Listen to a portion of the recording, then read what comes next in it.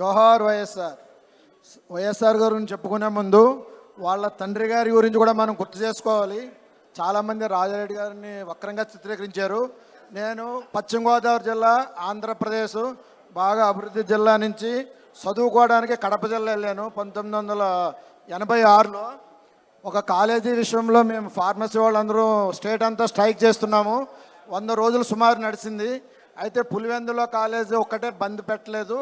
అక్కడికి వెళ్ళి ఆ కాలేజీ బంద్ చేసే ధైర్యం ఎవరికి లేదంటే అది ఫెయిల్ అవుతుంది మన స్ట్రైక్ అని మేము ఆంధ్ర నుంచి వెళ్ళిన కుర్రోళ్ళం అందరూ ఒక 20 మంది మేము బయలుదేరి వెళ్తే వద్దురా ఆయనకి కోపము, వెళ్తే బాగోదు, ఆయన మీరు మాట్లాడలేరంటే లేదు మేము ఆయనతో మాట్లాడుకుంటాము మాది అని వెళ్ళాము. వెళ్తే లోనికి వెళ్ళి ఎవరో చెప్పారు ఇలాగా పశ్చిమ ఆంధ్ర నుంచి వచ్చి చదువుకున్న పిల్లలు ఉన్నారు, వాళ్ళకి ఏదో ఇబ్బంది ఉందంటే పిలిపించారు లోనికి.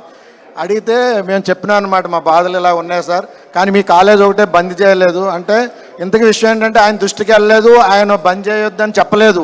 ఆ కింద స్టాఫ్ చేసిన తప్పు. వెంటనే ప్రిన్సిపాల్ పిలిపించి ఆ రాజారెడ్డి గారి పాలిటెక్నిక్ ఉండి అప్పట్లో ఇప్పుడుందో లేదో తెలియదు అది బంద్ చేయించారు. అంత గొప్ప మహానుభావుడు ఆయన వల్లనే రాజశేఖర్ గారు ఇక్కడ రాజకీయాల్లోకి వచ్చారని నేను విన్నాను. రూపాయి గురించి ఆయన వైద్యం చేస్తూ ఇదే సేవ నువ్వు రాజకీయాల్లోకి వస్తే ఎక్కువ మంది చేయొచ్చు నువ్వు అని ఆయన ప్రోత్సహించడం వల్ల ఆయన అప్పుడు రాజకీయంగా వచ్చారు.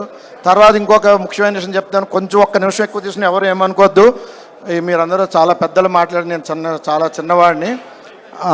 అయితే పాలకొల్లో బియ్యం గొడవలు జరిగినాయి. అప్పట్లో సుబ్బారాయుడు అనే అతను బియ్యాన్ని ధాన్యాన్ని జరిగింది అందరికీ తెలుసు.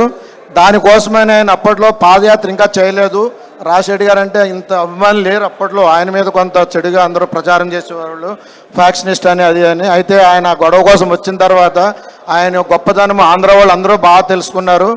తర్వాత పాదయాత్ర చేశారు.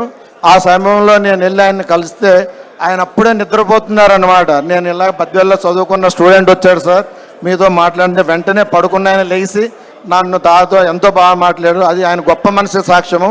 సో ఆయనతో ఉన్న అనుబంధం అది. మా పాపలు ఇద్దరికి ఎంఎస్టేట్ సీట్లు వచ్చినాయి. నేను ఆయనకి కృతజ్ఞతగా ప్రచార రథాల ద్వారా నేను ఆయన పాదయాత్ర క్లిప్పింగ్స్ పెట్టుకుని స్టేట్ అంతా ప్రచారం చేశాను.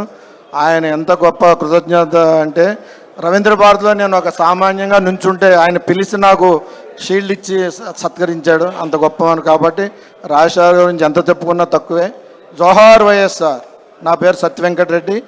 నేను ఫార్మసిస్ట్గా ఉన్నాను. సినిమా ఫీల్డ్లో అసోసియేట్గా చేస్తాను. Thank you very much. మరిన్ని అప్డేట్స్ కోసం ఛానల్ను సబ్స్క్రైబ్ చేయండి. నోటిఫికేషన్స్ కోసం బెల్ ఐకాన్ పై క్లిక్ చేయండి.